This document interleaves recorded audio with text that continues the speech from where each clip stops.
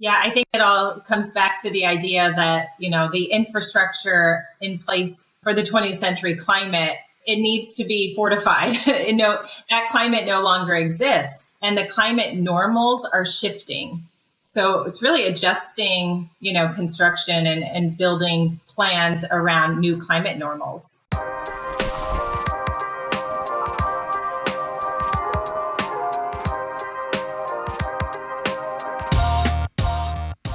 Welcome to the Construction Disruption Podcast, where we uncover the future of building and remodeling. I'm Seth Heckerman of Isaiah Industries, and here joining me is co-host Todd Miller.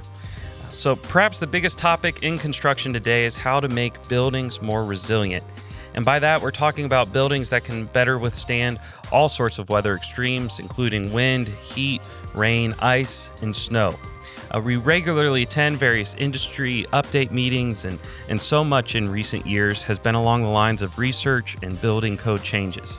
Remember, too, a few years ago when we visited Ground Zero after Hurricane Harvey, shortly after the storm, how obvious it was that newer buildings built to current codes fared much better, outperformed the older structures around them.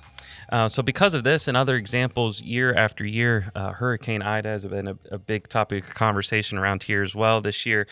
Because of this, it's been such a critical topic, impacting and disrupting the future of building and remodeling. And so we get to dig into that conversation more deeply today. Our special guests are well-known national meteorologists, Crystal Egger and Kathryn Prociv.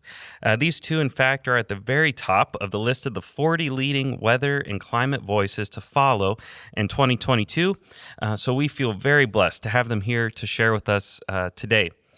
Crystal, a little bit about each of them. Crystal is an Emmy Award-winning host and meteorologist who has been the on-air talent in major markets such as Denver and Los Angeles, as well as the National Weather Channel.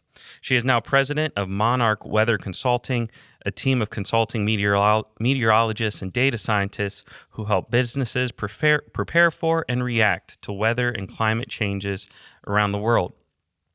Kathryn, a certified consulting meteorologist, is executive vice president of the Monarch Weather Consulting team, and she also serves as senior meteorologist and producer for NBC News, working with their flagship shows, including Al Roker in the mornings with the Today Show and also the NBC Nightly News program.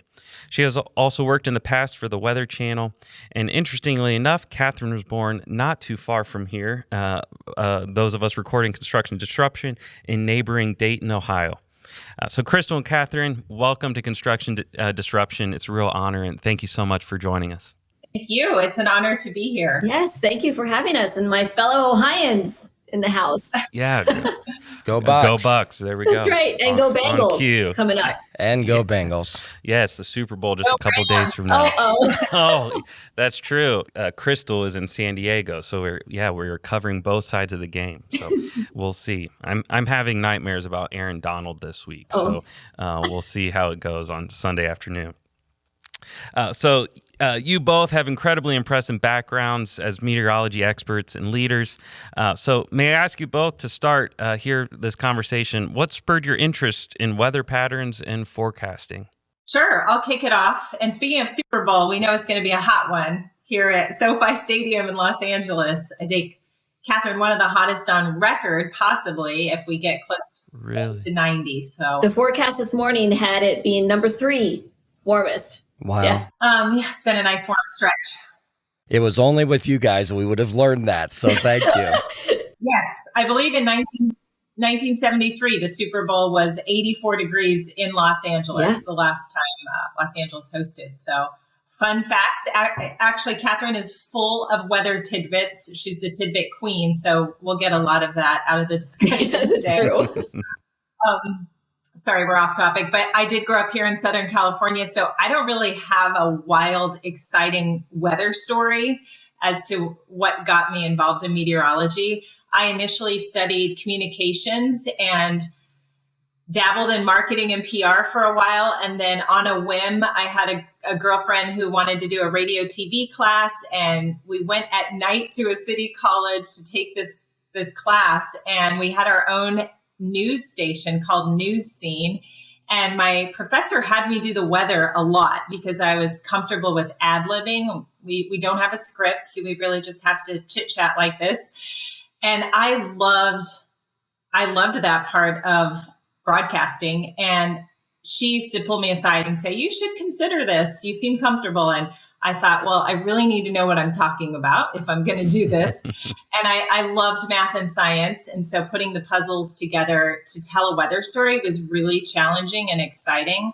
And I thought I can talk to, my dentist about the weather, my grandparents, my kids, everybody cares. It's universal. And so I started a meteorology program through Mississippi State University and loved it. And the rest is history. So that's my into meteorology. Kathryn's story is way more exciting. Well, it's not that it's more exciting. It's, we all kind of have that different start. I am one of those, I like to call it a moment meteorologist, where there was that one moment. Usually when you hear about meteorologists who talk about this, it happened at a really young age. So I was 6 years old in Dayton, Ohio, when I decided I was going to be a meteorologist. And the moment was, those of us who are familiar in, Western Ohio weather, you get a lot of really big thunderstorms. They're coming out of the Great Plains. They're in the summertime, they were just violent, keep you up all night, lots of lightning. So I was that kid who would run into the parents' room when I was scared, which is funny to think I became a meteorologist. But, I was at this party with my twin sister, bunch of 6-year-olds around, and this mother comes into the room and she's like, bad weather is coming, everybody go home. So she sends us out into it. So she clearly was not watching the Weather Channel, Crystal, because the storm was already there. And we're running, and I remember the sky was green. And at that point, I just knew green sky equals bad. And all of a sudden, this roar of wind comes through, and a pea green funnel cloud goes right over the street we were running down. And of course, it was gone in an instant. I'm looking that direction because that's exactly where it went, over the trees. And it stopped me in my tracks. Like, I was not scared. It was like fear to curiosity in a second. And I was like, what was that? I want to see it again. And I got home, soaking wet, and told my parents that I was going to study that, and just kind of pointed out to the storm. So, Ohio is what gave me my love. My family relocated when I was 10 to the Washington, D.C. area. And so I attended school at Virginia Tech, helped kick off the meteorology program there. And like Crystal said, rest is history. My first job out of grad school was the Weather Channel, where I met Crystal. Those are very neat stories both of you have, and they are different, but really good stories. So maybe I'm way off base on this. It kind of seems to me, going back in my memory bank, that as women in meteorology and weather, you two are kind of trailblazers of women in this field. Am I correct on that, or are there others we should be thinking about also, as far as maybe who blazed that trail a little bit earlier? I'm just curious. The short answer is yes. Many women have come before us, and they helped inspire us and pave the way. To be like, hey, I can do that. It's always, when I work in television on that side, it's so important to be able to see yourself on the screen. So growing up as a young girl, knowing I wanted to go into weather, I was watching the Weather Channel, and I was watching women like Vivian Brown. As I got a little bit older, I was watching Stephanie Abrams, Maria LaRosa, and be like, sure, I can do that. They can do that. I was watching Crystal when I was in graduate school I didn't know I would end up at the Weather Channel at the time. So, Crystal is one of my idols. Until I got to the Weather Channel, all of my mentors were men, and they were fantastic. I wouldn't trade them for the world. But I was in research and science, and it wasn't until I got into broadcast I got to experience, this science with more women, and they've all helped me to where I am today. Very neat. I definitely, in my early days, I'm a lot older than Kathryn. Thanks for giving that away. I took my very first job in Idaho Falls, because you've got to start somewhere and make your mistakes where a lot of people don't know you, especially on television. But Idaho and then Denver, I definitely had male mentors and role models. And I was just so honored to get a job at the Weather Channel, because I was watching Kelly Cass, Heather Tesh, Samantha Moore, Jen Carfagno, and I really looked up to them. And I feel things have really shifted. There's a lot more female representation now in the local markets as well. Seems like Weather Channel really sort of set the stage for that. But I want to brag about Kathryn for a second, because in the world of business consulting, which we're doing now, there are not a lot of women. And, Kathryn and I took this brave leap of faith together. And she actually became a certified consulting meteorologist, a CCM, and is one of very few women in the world with that designation. I think there's 250 active CCMs in the whole world. And Kathryn's like one of 5% women. Wow. So that's pretty cool. That's very cool. Fantastic. Congratulations. Well, congratulations to both of you, and thank you for all the great work that you're doing out there to help protect all of us and keep us all more aware also. So I'm thinking of you in Idaho Falls. Did you get sent out in the middle of storms to do on-location shoots and all of that stuff? Oh, yeah. When you first start, you're a one-man band, a one-woman band. You really have to wear a lot of hats. So I'd go out and do a weather-related story or an environmental story, and you would set up your camera, shoot your own stand-ups, go back, edit the story. You learn all of the skills to eventually make it to a bigger market. I would say my worst experiences being in the field were in Denver. I worked there for over 4 years on a morning show, and I was the meteorologist in the field for the beginning. So 2 a.m. I'd wake up and head to a different ski resort or get stuck on the side of the foothills in Boulder or Golden, Colorado, where the winds were up to 100 miles per hour, and just trying to hang on. So the weather was pretty wild there. We did a little tornado chasing at times, and yeah, that was my real experience being in the elements.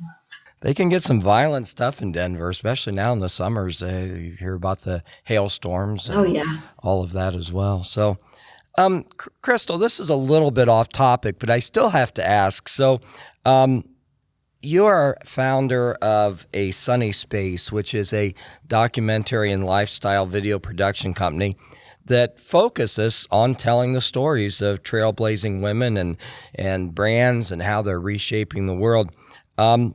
I'd just love to hear a little bit about that. I don't want to get too far off topic, but would love to hear a little bit about what you're doing with that. Sure. And thanks for being interested. When I left broadcasting 4 years ago, I was in Los Angeles and I was on a morning show. We talked a lot about the entertainment world and Kardashians and housewives. And I'm raising daughters, and I felt that we were moving away from real role models. We are highlighting these influencers that are not having a positive influence on our young girls. And I left LA and I didn't know for sure what I was going to do. I knew I wanted to keep going in the weather world somehow. And luckily, Kathryn and we were hired by an international technology company and started working as weather and climate advisors. That's what kicked off this whole idea of Monarch. But on the side, I had this creative passion project to tell stories about these trailblazers and really give them a pedestal. And so I was able to collaborate with a women's denim brand and do a documentary series as part of their marketing efforts. And I'm so proud of that project. So right now we're working on what's next as I navigate mostly Monarch. Yeah, I'm no doubt how you do everything. You're very busy. Well, Seth and his wife are raising two beautiful young daughters, so you got some good content there to check out at A Sunny Space, and some good things to inspire them with. Good stuff. Well, transitioning back to weather and construction, as I mentioned earlier, whenever we go into our industry events and meetings where the whole industry is getting together and talking about, what the future looks like, what we need to be paying attention to, it's impossible for us to not be involved with topics relating to making buildings more capable of withstanding extreme weather. I know that the list is incredibly long, but what are some of the changes in weather patterns that the construction industries, those of us in it every day, absolutely must respond to for the safety and protection of humanity and those we love? So I'll kick us off here, and we'll keep it casual. Crystal, please feel free to jump in. But the first things that come to mind, one, hurricanes. It's on everybody's mind. We've had 2 above average seasons in a row that were just, record setting in multiple ways. And as the atmosphere warms and as the oceans warm, there's science everywhere. I have my finger on the pulse of all the latest research and all the studies.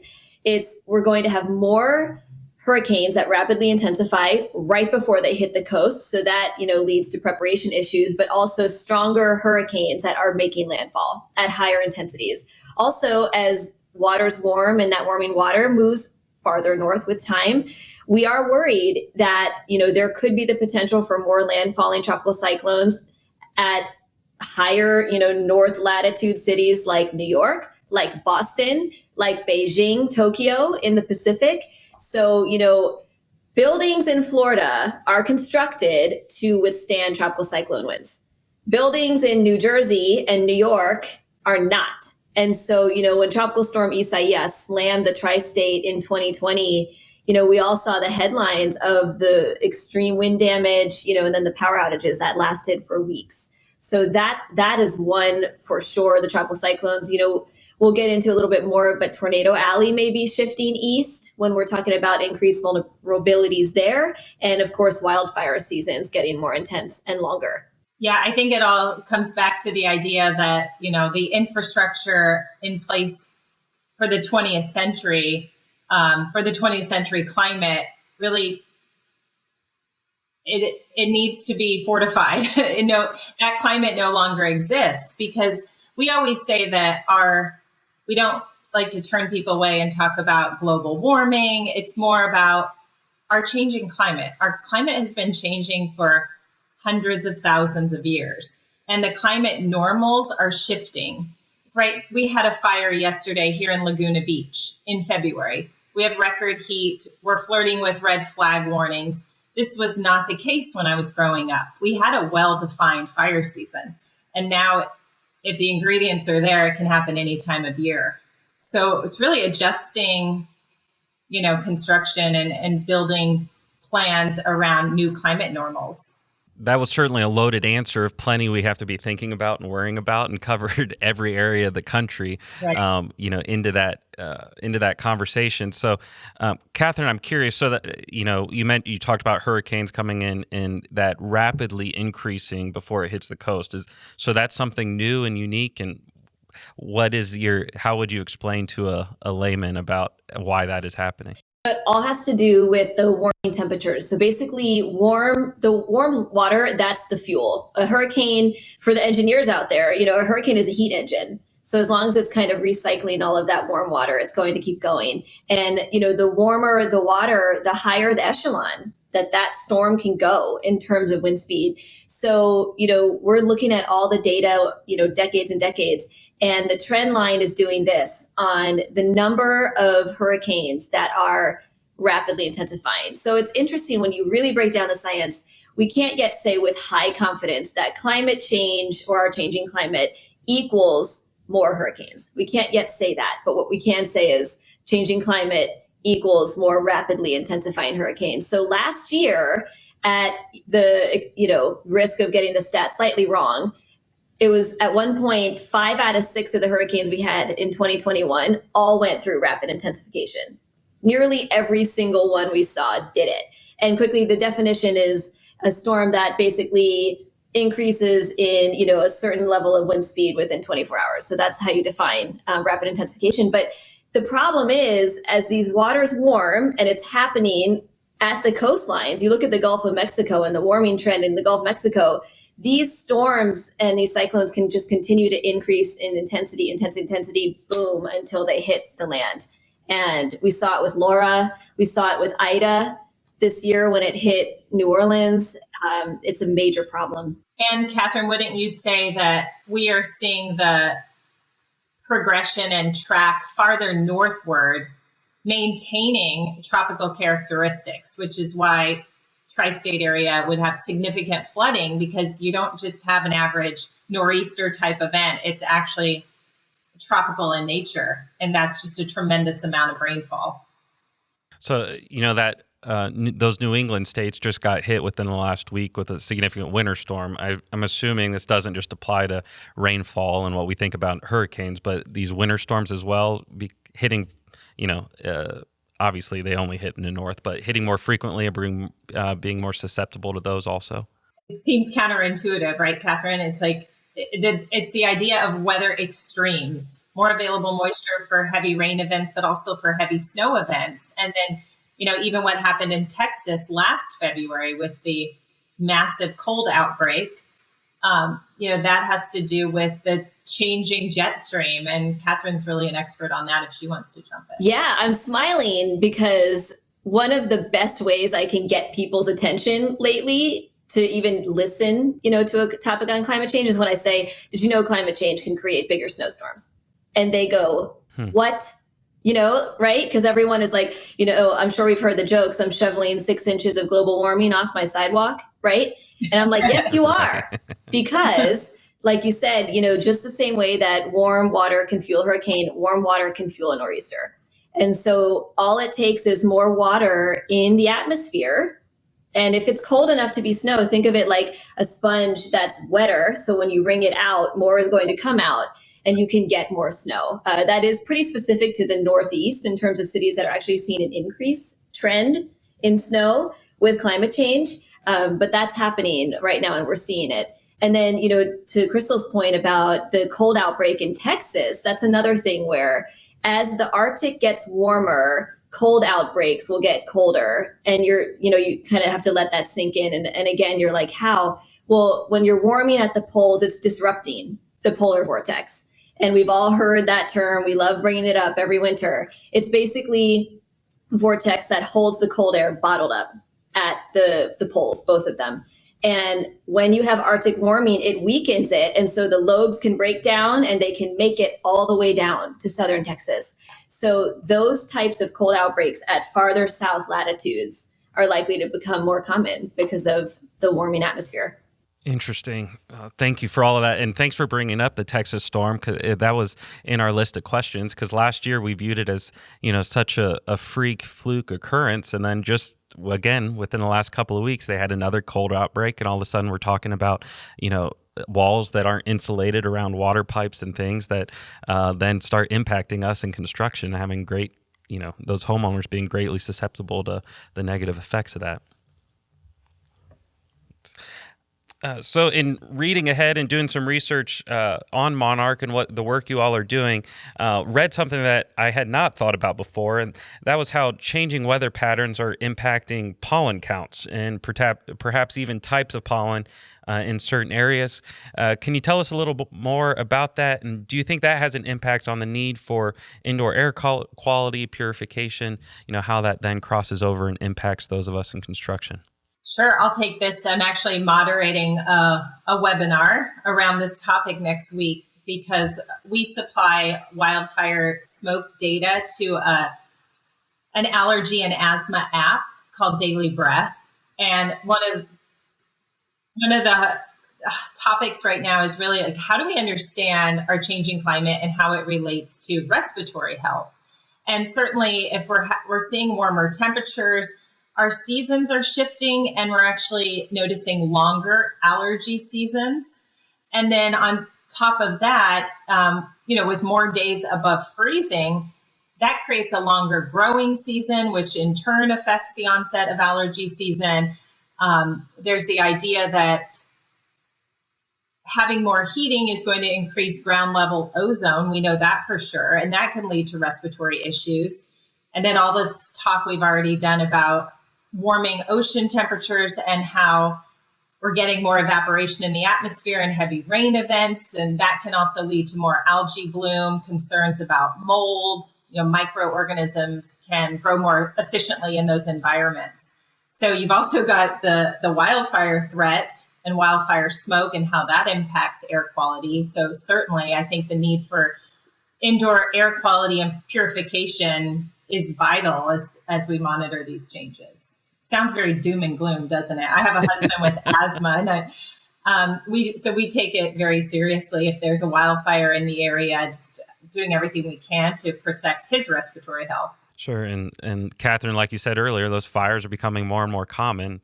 So we have a couple of salespeople out west, and we tune into our Tuesday morning sales meetings. And even the air in their offices looks a little hazy depending on what's going on in the area. And so it's a lot of people are living with those conditions and having to think about how we control the interior living spaces of our structure to accommodate them. So thank you for the explanation. I'm glad we have really smart people like you guys understanding the millions of variables coming together on these issues. So cannonballs. Everywhere you look, climate's got a footprint. Yeah, exactly. Absolutely.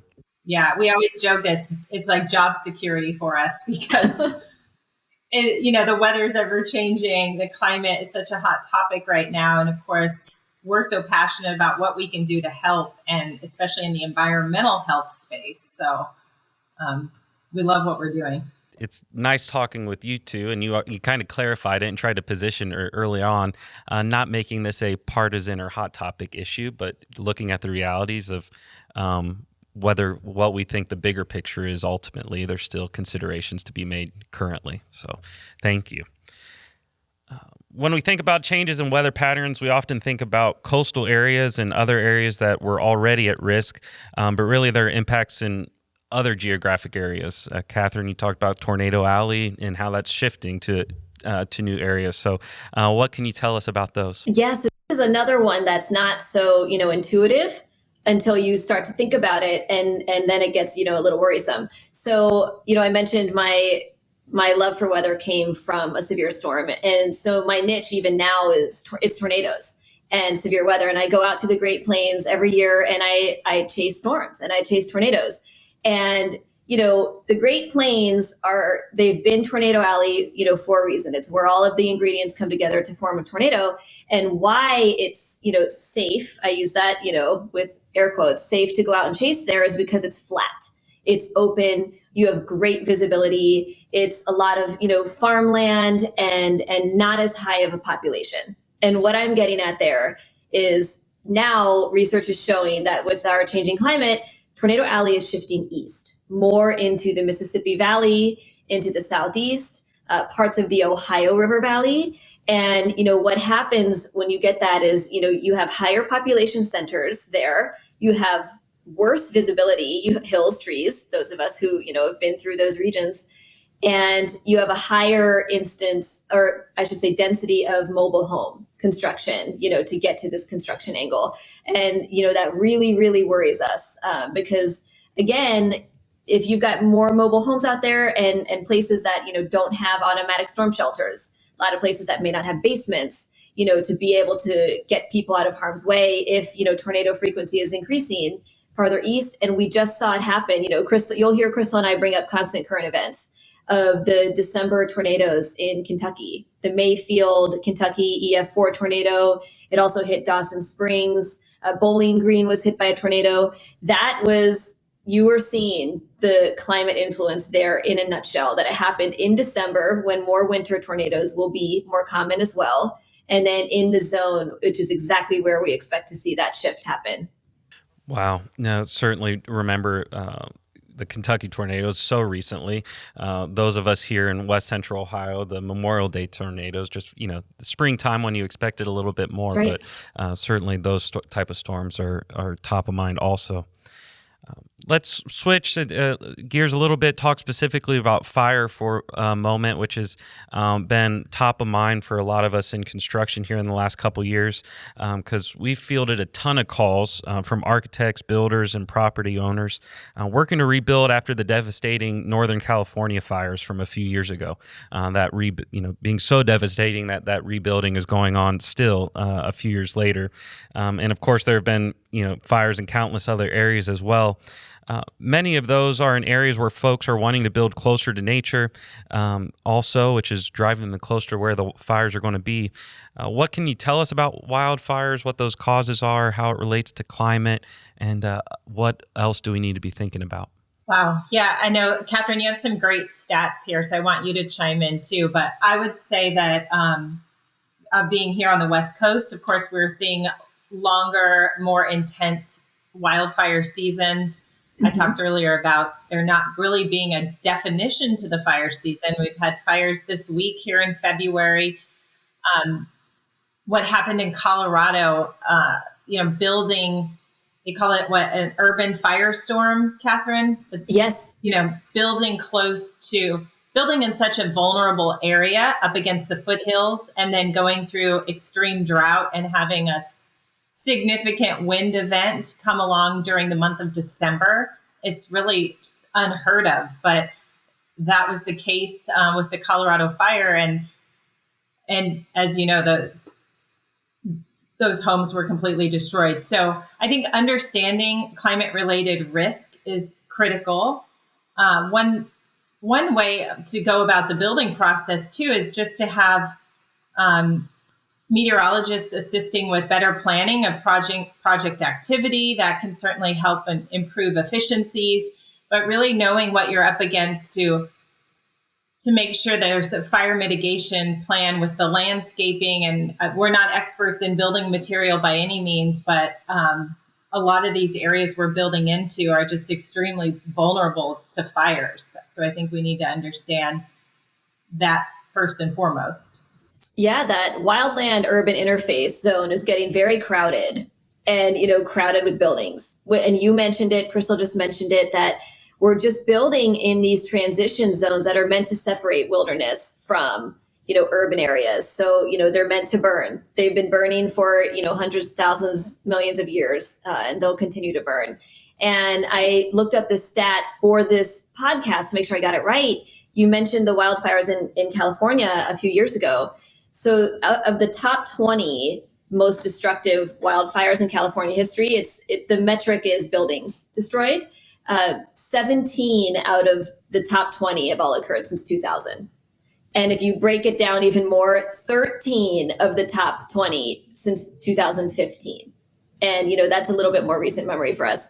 And of course, the Colorado one that just happened that Crystal mentioned, quickly like this became the Colorado's most destructive wildfire in history. So it seems like every single one, it's like the bat game, is becoming the most destructive in history. So I'm curious, is it just building trend that has driven putting houses in these places where we shouldn't be, or we're smart enough to not previously?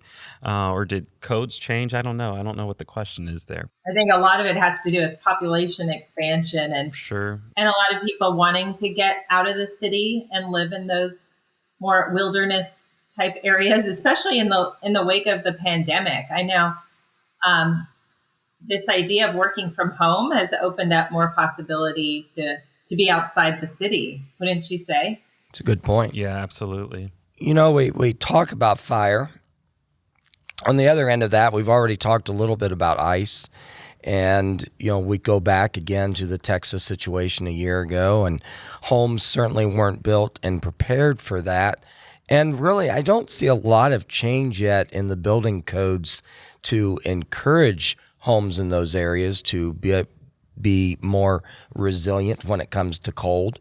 But it certainly sounds like that's a change that needs to occur. Would you agree? Absolutely. Kathryn, especially, we do some power outage modeling and pipe freeze modeling.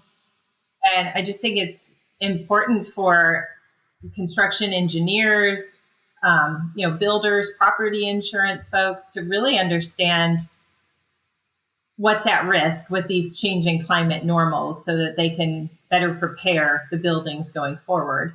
Yeah. And, back to wildfires quickly, an interesting information that we learned a couple years ago is that wildfires burn hotter than a house fire. And so, you have a higher frequency of all of these wildfires that are, hitting buildings. And, it comes down to melting point. The example I remember that I learned, which was like in a house fire, all jewelry might not melt, but in a wildfire it will. And, then that you can kind of try to translate that to engineering of what types of materials might be able to withstand higher heat if they're at a higher propensity for a wildfire to come through. So it's all about that kind of almost thinking down to bolt level with construction to try to mitigate issues with all of these extremes. And We are seeing some changes occurring in some building materials. I mean, one of the things that comes to mind is there's a number of people working on vents for attics and structures that close down in the event of a wildfire so that they can't bring in the heat and the burning brands. But, one of the things still that I see is that the process to change building codes is very slow. I mean, I've lived that a few times, and it's just the code cycles themselves means that it's going to be at least 3 to 5, maybe even 7 or 8 years if you want to enact a change to the building code. So if someone out there is thinking about building a new home, would it also be wise for them to think beyond the code and to consult a meteorologist or someone like Monarch in order to get your input and feedback as well? Yeah, absolutely. I think, one thing we do is we can model out temperatures going forward. We have this project called Climate 360, where we look at various weather parameters, whether it's precipitation, understanding carbon emissions, temperature, wind, just to see what the risks would be, and then to work with the builder, I suppose, on the most resilient home for the changing climate. But I think we work with a construction engineering risk management platform, and what we help them do is we provide global data because they are global, so helping them understand where they're expanding and what the risks are going to be. So there's essentially a geolocation for each risk so that it can help stakeholders fully understand all the natural hazards they're up against and best prepare for the future. Yeah, I would say a lot of our clients, especially early on, I would describe them as visionaries because, they kind of came to us and they were like, I feel like this climate change situation is important. I don't know what it means for me yet, but I want to speak with experts. And, not everybody has caught on yet. And to your point, they really need to. And it's everything from local level or a household level to a big corporation that needs to be thinking about this. Well, I certainly feel like I am learning so much that needs to be brought to the building industry, especially to building products manufacturers, to be thinking about these things. So tell me a bit more about who the typical clients are at Monarch. Who are you currently working with? And it sounds like maybe there's a little bit of inroads into construction, but not a whole lot currently. Love to help you grow that, figure out how to grow that because it's so important. But who are some of your typical clients right now? What types of businesses? Yeah, well, we are doing a lot in the agriculture space, which is, as you know, as reliant on the weather and climate as anyone. So definitely agriculture. And we work with a private satellite company. So we're in the aerospace industry there, helping them task their satellites for global flood damage. And we're also working on a wind modeling API they can use to understand wind damage. So it's not just Kathryn and I, her and I are, sort of the face of Monarch, and we do a lot of the reach out to potential clients and project management, but we have a whole team of data scientists. And what they do is they look at past, current, and future weather. And as we always say, turn weather into impact. We create modeling and APIs specific to what industry we're working with and what they're interested in. And then in the insurance space, helping with underwriting and understanding physical risk to assets, not only nationally, but globally. So our team we work with, they worked in the Intel community for decades, providing this type of information. And now we're getting into the commercial space. Yeah, a lot of the clients Crystal just mentioned, it seems like all roads lead to insurance somehow, even if an insurance company is not our direct client. The private satellite companies, they're using our flood modeling to make sure they position their satellites correctly to get before and after photos of the flood that then is important for the insurance industry. And, agriculture, losses on a farm due to a hailstorm, insurance issue, XYZ, it all kind of ends there, if you will. We've also done forensic meteorology, which is really exciting. Looking back on a large weather event. One example was actually here in Southern California. A lawyer approached us because there was wind damage, significant wind damage to one of the commercial properties that they own, and they needed to better understand what happened. How strong were those winds, and was it part of the insurance policy? Would it have been covered? So we get to investigate and go deeper, and Kathryn can actually present in court having her CCM. So yeah, that's the forensic side of meteorology. That's pretty interesting stuff. And I know a number of building engineers who get involved in that, and sometimes it does overlap with a weather event or occurrence as well. They say that and I think this is true, the number one consumer or purchaser of roofing in the United States is State Farm Insurance because of all the hail claims.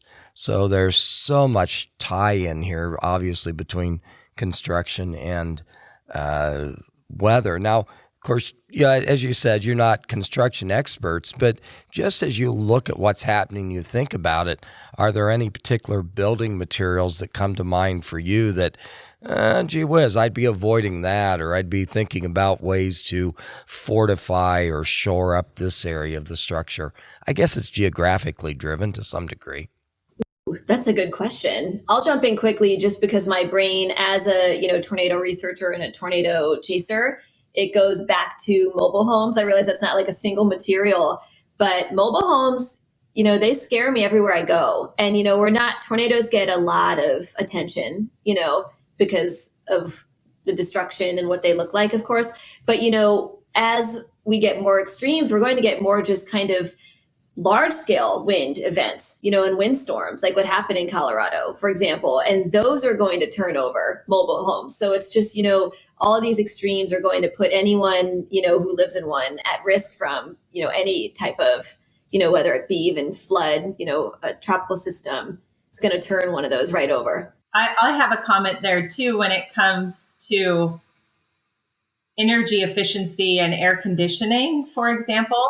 I live fairly close to the coast here in San Diego, and all of my neighbors have put in air conditioning units in the past 5 to 10 years and never needed them prior.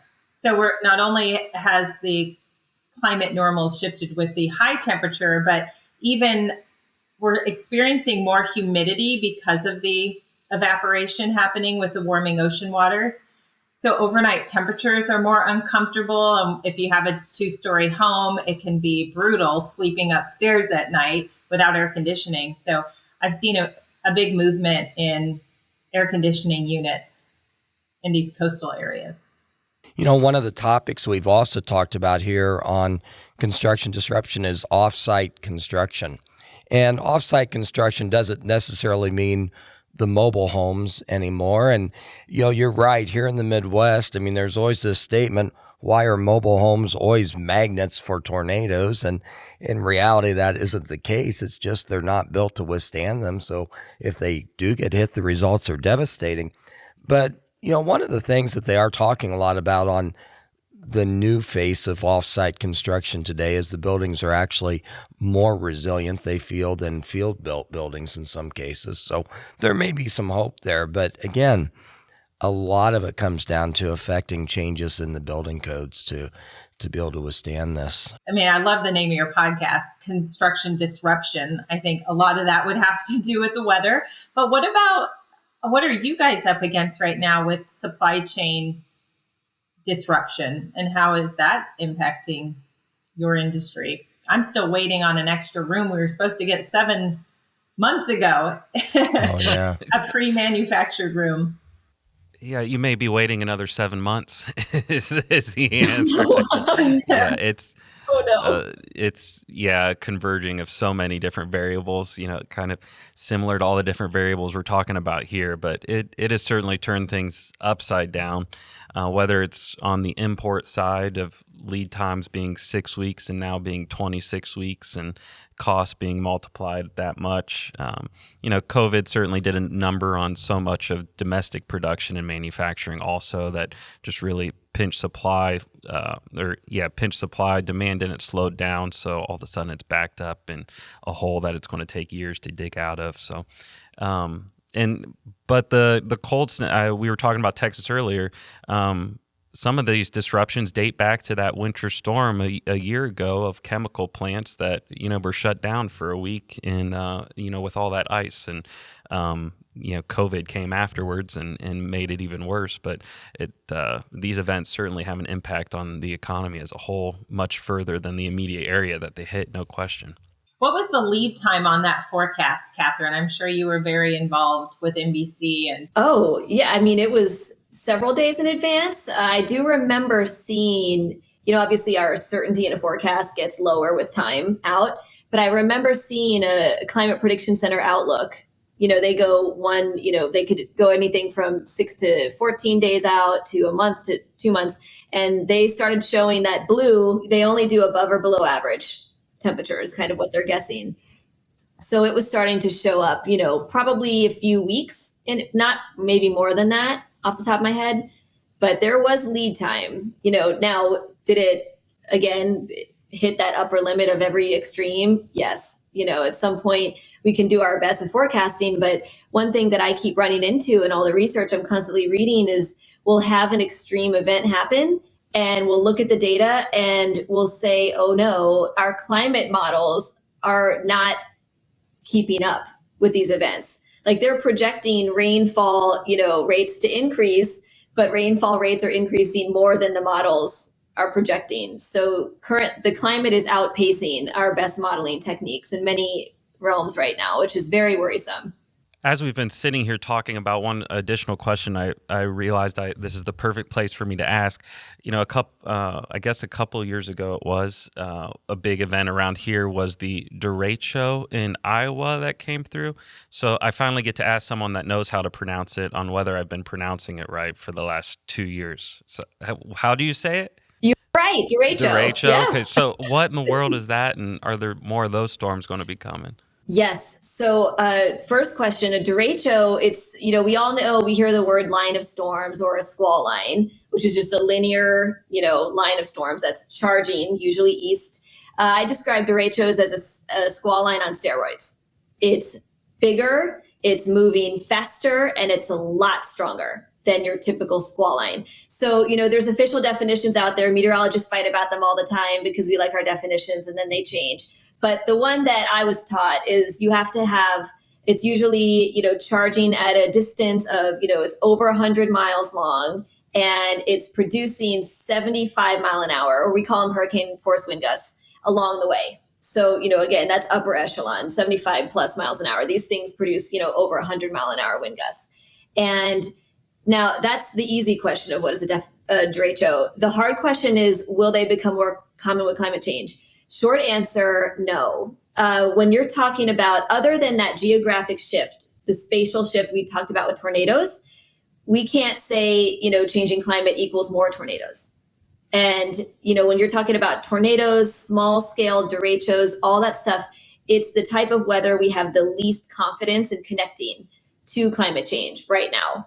Now, if there's one thing that, I'm starting to see trickle in as scientists study it, it has to do with another shift. So just like Tornado Alley shifting east, derechos may shift north. So again, if you follow the warmth, we keep talking about that as, everything warms to the north, then we may see derechos occur farther north with time, but we can't say if they'll be more frequent yet. I think we all just need to move to Iceland because someday it's going to be climate. There we go. That's right. We're all going to be living in Iceland, North Pole with Santa Claus. Well, I'm glad we have solutions anyway. We may need we a migrant. do, yes. There we go.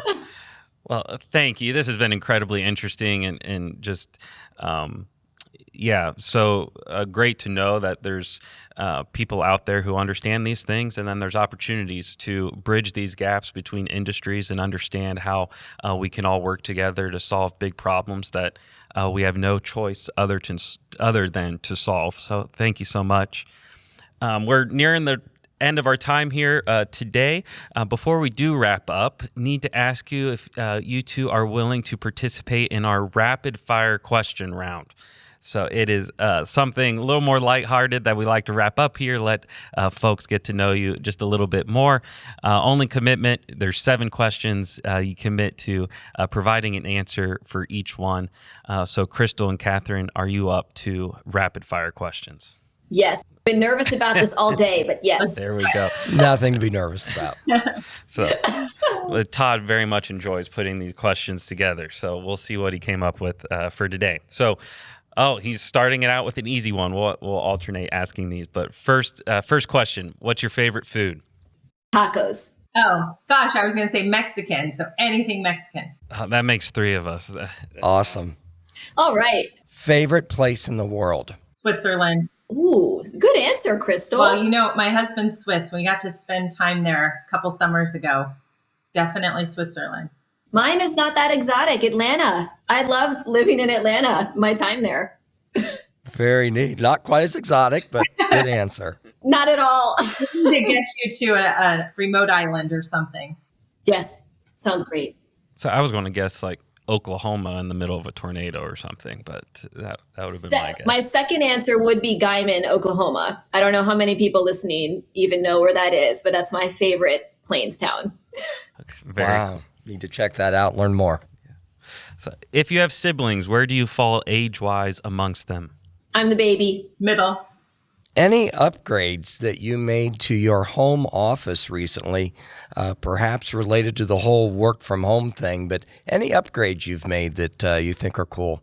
You know what comes to mind for me? I was freelancing for NBC San Diego throughout the pandemic, just to help out for a bit while they were filling a meteorology spot. And I was broadcasting with a giant green screen from my master bedroom. And I had lights and cameras everywhere, and I'd have to kick my husband out really early in the morning to make it to the morning show. And it was a tough time for the whole family. Wow, that's awesome, though. What an incredible story.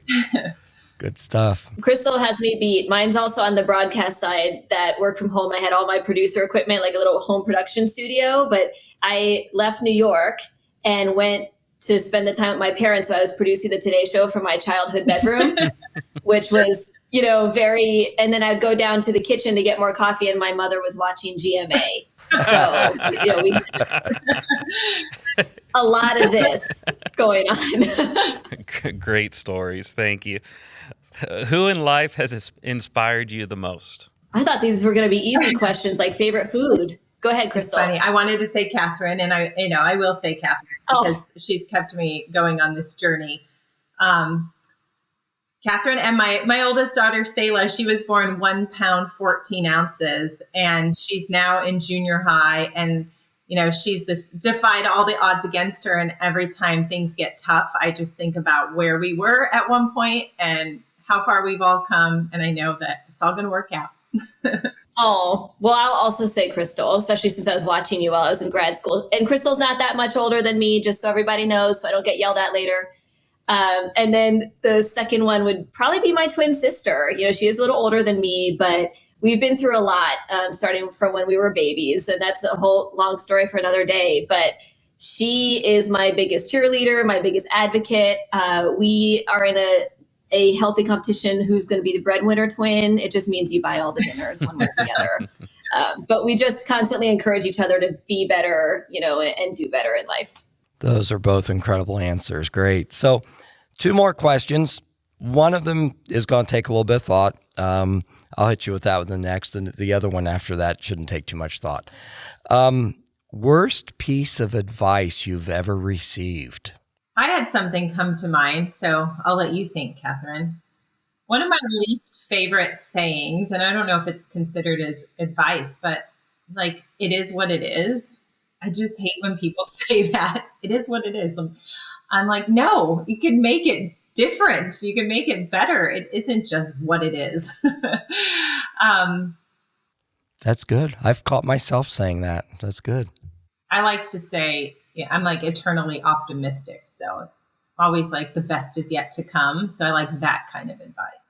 Let's see. The worst piece you can, I don't know if you all can hear the sirens. Give away. I'm in New York City. Yeah. Can hear constant sirens. There was a shooting at the bottom of her building. There was. Listen, it makes me stronger. I think it is quite personal, but I was just able to kind of pay it forward. I was told at a very young age while I was on a tour of the Weather Channel, the person is no longer there. He wasn't there when I started working there, but I was 16, obviously looking to get into broadcast. And he said, "You don't have the look. I would suggest pursuing something else."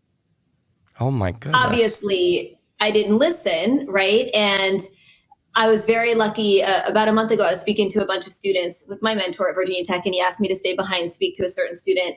And when I alluded to tough times with my twin sister, long story short, we were born with a facial deformity, had to have a lot of corrective surgery going on. My mentor asked me to stay behind and speak with a student who had facial asymmetry. And he wanted to go into broadcast meteorology and had never, always gotten pushed back and no way are you ever going to make it and blah, blah, blah, blah. And I told him, don't listen to them. If that's what you want to do, you go and do it. Like Crystal said, best is yet to come, follow your passion. But I was kind of initially told to not pursue my career because of how I looked. Wow. And what a blessing you are to the world now. Absolutely. So thank you. Well, thank you. I'm pretty stubborn. I don't really listen to people sometimes. So I guess that's a good thing. No, thank goodness. And it just makes the story better. So thank you. So last one, this is the lighthearted element of rapid fire. If you had to eat a crayon, what color would you choose? I know. Easy. Red. Really? Okay. Yeah. I choose yellow. Yellow. Sunshine, sunny space. Yellow comes to mind. Very good. Now, we've gotten yellow before. I was not expecting red, so that's... Yeah. It is my favorite color. And I have a very special history with a best friend about red icing roses. I don't know if you all know, like red icing can be very bitter and not everybody likes red icing. So those roses sometimes get tossed aside and I love them. So I imagine a red crayon would taste like You got that. me thinking about Valentine's Day. That's right. Nice. Well, thank you both. This has been incredible. It's such a wonderful conversation. And again, opening our horizons to what we need to be thinking about and the opportunities for cross-discipline conversations on solving these problems facing all of us. Before we wrap up, is there anything that we didn't touch on that you would like to convey or tell the audience before we finish? Crystal and I, we kind of brainstormed this a little bit earlier, but we did hit on it, but we'll put it again. Climate change is not political. It's science, and our climate is changing, and it's the rate at which it's changing, which is why it's different from past episodes of warming. And we just want to get that across to people. Don't make it political, because as soon as you do that, we won't be able to make change, to make things better. Focus on the solutions. It's not all right. doom and gloom. Right. Fantastic. Thank you. So if someone would want to connect with you all individually or Monarch as for partnership opportunities, what's the best way to do that? I guess Kathryn at monarchweather.com, Crystal at monarchweather.com, or you can go to our website, monarchweather.com. Did I get that right? Yeah. And we'd love to help you guys. If you need any weather or climate assistance, we're here. Just pick up the phone and give us a ring or shoot us an email. Well, it's interesting. I'm involved in a couple of trade associations of building products manufacturers, and you're going to be on my recommended speakers going forward because this is just a very important topic that our industry does not talk enough about. Our industry, frankly, sometimes has a tendency to push back on building code changes because they're kind of painful. You got to retool, you got to redesign, you got to do things differently. But in reality, what we're hearing here is we need to be more proactive on development of products and being able to respond to the situation. So good stuff. Thank you. We'd be happy to help be a part of that. Fantastic. Look forward to those future conversations. So thank you so much, Crystal and Kathryn. And thank you, listeners, for tuning in to this episode of Construction Disruption with our guests, Crystal Egger and Kathryn Prociv of Monarch Weather Consulting. Please watch for future episodes of our podcast. We have many more great guests on tap. And don't forget, please, if you would, to leave a review or rating on Apple Podcasts, YouTube, or your favorite podcast platform.